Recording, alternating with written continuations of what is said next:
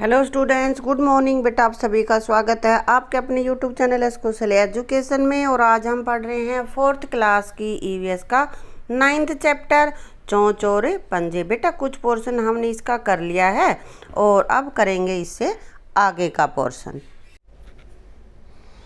क्या तुम्हारे घर या स्कूल के आसपास कोई जोड़ है, और यदि हाँ तो तुमने कौन से जीव देखे हैं? तो बेटा अगर तुम्हारे आसपास हो तो जो जो देखे हैं वो बता देना। जैसे बतख हो सकती है भाई, ये अपना क्या हो सकता है, बगुला हो सकता है, मेंढक हो सकता है, कछुआ हो सकता है। इस तरह के जीव यहाँ पे पाए जा सकते हैं। क्या तुमने पक्षियों को पानी में तैरते हुए देखा है? बिल्कुल देखा है। किस किस को? तो बतख, जलमुर्गी और बगुला। बगुला तैरता तो इतना नहीं है, लेकिन उसकी लंबी लंबी टांगे हैं तो पानी के अंदर थोड़ा जा सकता है। यदि जोहड़ और तालाबों में पानी न हो तो बगुले अपना भोजन कहाँ से लेंगे? यदि भाई वहाँ पे पानी ना हो कहीं भी तो वो कहाँ से खाना खाएंगे अपना? तो बताता है यहाँ पे, पानी के अन्य स्रोतों जैसे नहरों, ट्यूबवेलों आदि के आसपास से अपना भोजन लेंगे, क्योंकि नमी होगी वहीं पे कीड़े मकोड़े उनको मिलेंगे और उनको वो खाएंगे। आ गया समझ में? 1 से 13 तक की संख्याओं को मिलाओ, कौन सा पक्षी बना, और फिर उसमें तुम्हें अपने आप ही रंग भरना है। तो देखो हम इसको मिला लेते हैं। 1 कहाँ पे है? 1 देखो कहाँ पे, ये 1 है। 1 के बाद 2, यहाँ से इनको मिलाना है हमें। 2 के बाद 3, 3 के बाद 4, 4 के बाद 5 और 5 से 6, 7, 8, 9। ये जो डॉट लगी हुई है ना इनके साथ उनको ही मिलाना है। 9 के बाद 10, 11, 12 और 13। तो ये क्या पक्षी बन गया? इस पक्षी के में तुम्हें क्या करना है? कलर भरना है अपनी पसंद से। बतख का बच्चा है ना ये। हाँ, तो अब जान लेते, ये तो तुमने कर लिया है। इसमें अच्छे से सुंदर सा कलर भरना है तुम्हें। यह भी जानो, सलीम मोइजुद्दीन अली भारतीय पक्षी विज्ञानी और प्रकृतिवादी थे। ये जो पिक्चर है इनमें इनका नाम है सलीम मोइजुद्दीन अली। उन्होंने भारत भर में व्यवस्थित रूप से पक्षी सर्वेक्षण का आयोजन किया। पक्षियों पर लिखी उनकी पुस्तकों ने भारत में पक्षी विज्ञान में काफ़ी मदद की है।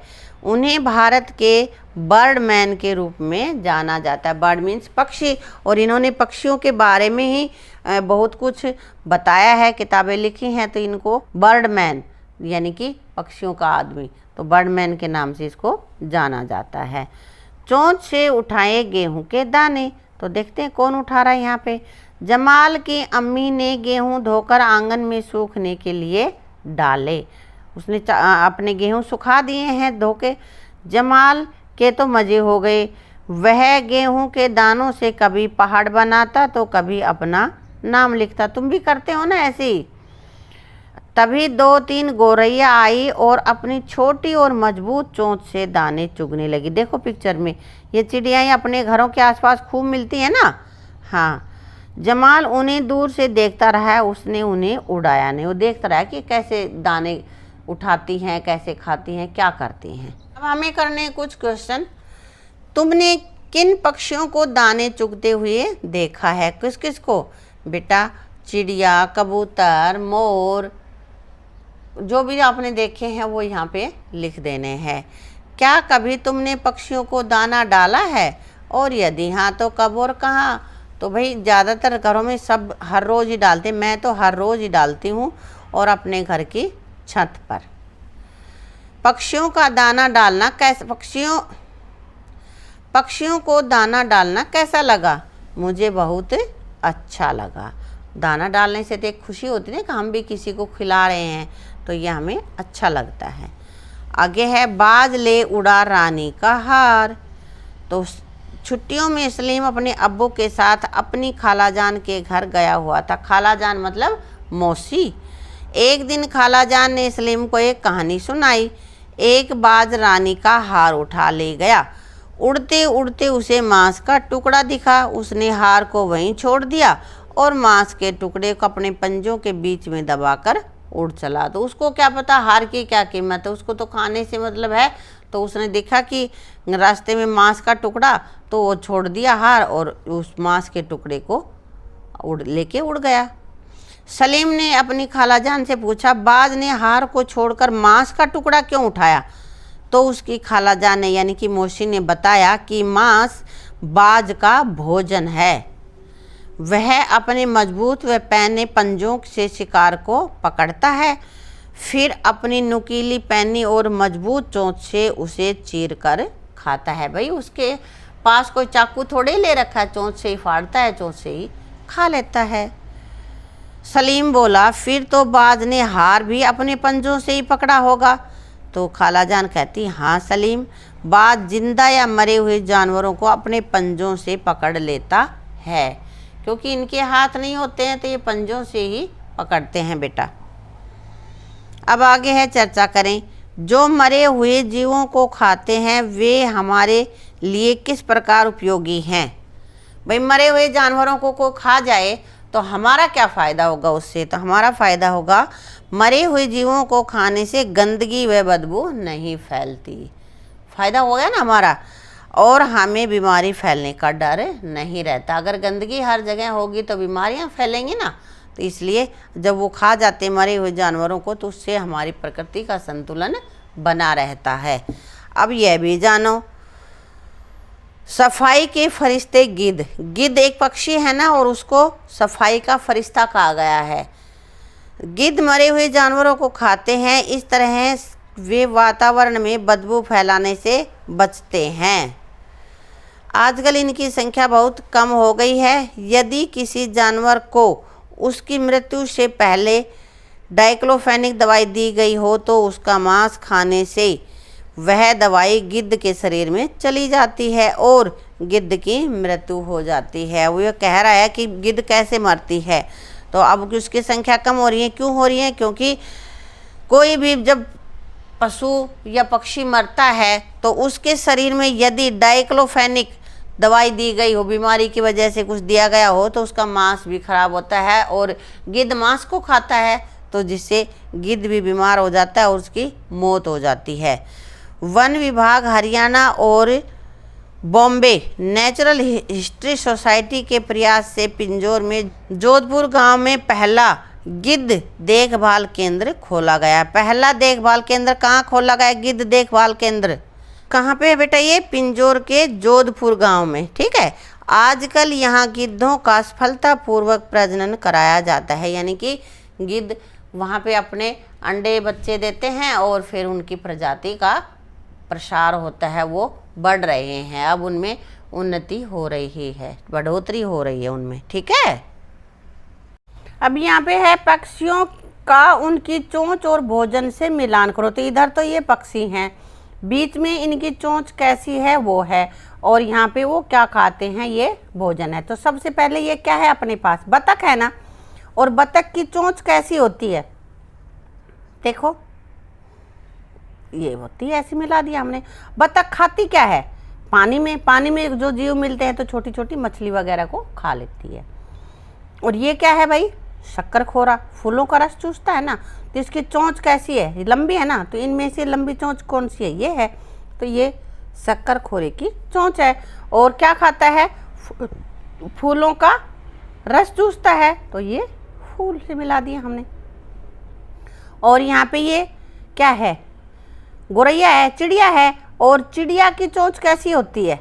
ये वाली, छोटी और मजबूत, ये इससे मिला दिया। और चिड़िया क्या खाती है? दाना चुगती है, इनसे मिला दिया हमने।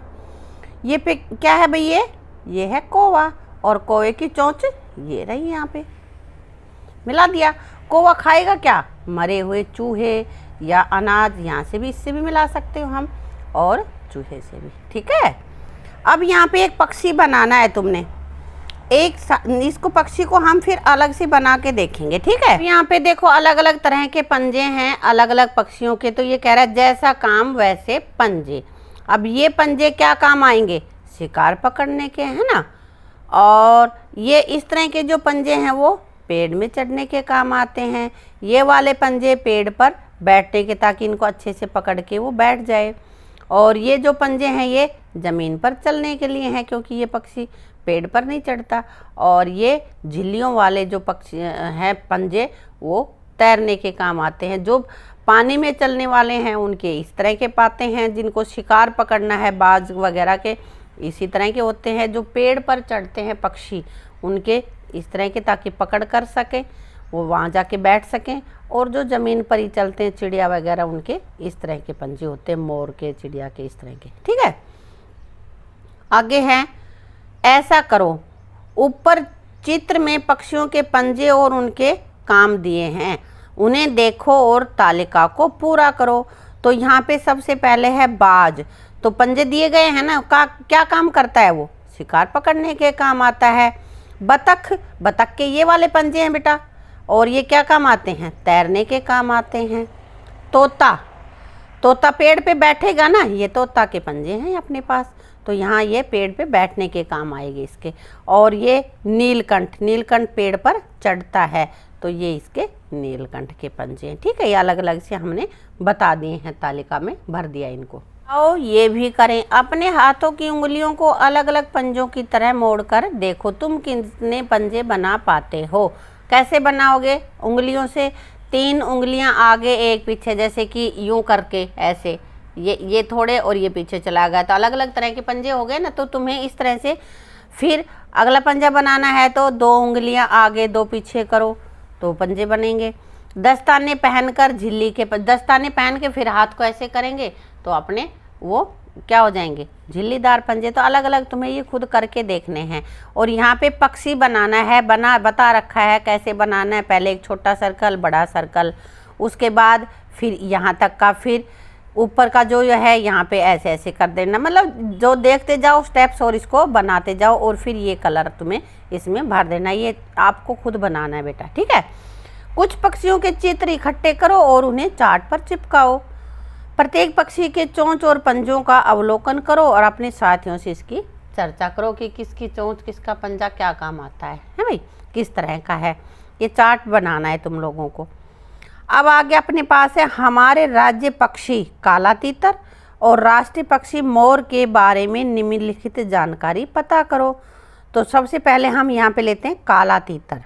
काला तीतर रंग कैसा है? काला। और इसकी आवाज़ कैसी होती है बेटा? इसकी आवाज़ होती है क्लिक चिक चिक चिक, ऐसे ही कुछ बोलता है। ये क्या खाता है? कीड़े मकोड़े खाता है, या भाई जैसे छोटे मोटे फल, इस तरह के चीज़ें होती, छोटे फल, बड़े नहीं वो, क्योंकि वो नीचे नीचे जैसे कचरी वगैरह होती है उनको। कहाँ देखा? खेत में होता है ये। घोंसला देखा है नहीं देखा? अगर देखा है तो हाँ लिख दोगे, वरना नहीं लिखोगे, नहीं देखा है मैंने तो। इसकी चोंच कैसी होती है? छोटी होती है। और पंजे ये भी छोटे छोटे होते हैं। मोर राष्ट्रीय पक्षी है, ये तो राज्य पक्षी हो गया काला तीतर, और अब मोर हमारा राष्ट्रीय पक्षी। तो इसका रंग कैसा होता है? हरा, नीला और बैंगनी का मिश्रण, कुछ मिला जुला सा ही होता है ना। और इसकी आवाज़ कैसी है? पिहू पिहू। क्या खाता है? कीड़े मकोड़े खाता है। और कहाँ देखा है? खेत में, या भाई कोई खुला मैदान है वहाँ भी दिखाई देता है। घोंसला देखा है? मैंने तो नहीं देखा है, आप लोगों ने देखा हो तो हाँ लिख देना। चोंच का आकार छोटी होती है, उसका शरीर बड़ा होता है, चोंच का आकार छोटा होता है, और पंजे उसके सीधे पंजे होते हैं। ठीक है, तो बेटा इसी के साथ अपना ये लेसन पूरा हो जाता है। इसकी सभी वीडियो को देख के आप अपना लेसन कंप्लीट कर लेना। इस लेसन में हमने देखे कि अलग अलग पक्षियों के अलग अलग तरह की चोंच होती है, अलग अलग तरह के पंजे होते हैं, और उनके अलग अलग ही काम होते हैं कि जिस जैसा पक्षी का काम होता है उसी तरह के उनके चोंच और पंजे होते हैं। यही देखा है ना। हाँ, थैंक यू।